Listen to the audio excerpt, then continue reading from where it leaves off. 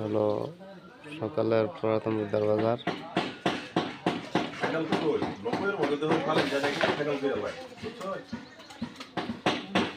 আড্ডা চলতেছে, ইমতিয়াজ চায়ের দোকান, চা বানানো চলতেছে। চা খাইতে চলে আসবেন অবশ্যই।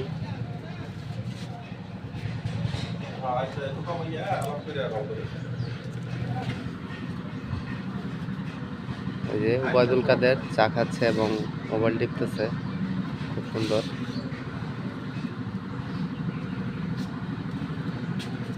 আমাদের পুরাতন বিদ্যার বাজার অবশ্যই চলে আসবেন। আশিকে খুব সুন্দর একটা হাসি দিয়ে গেল।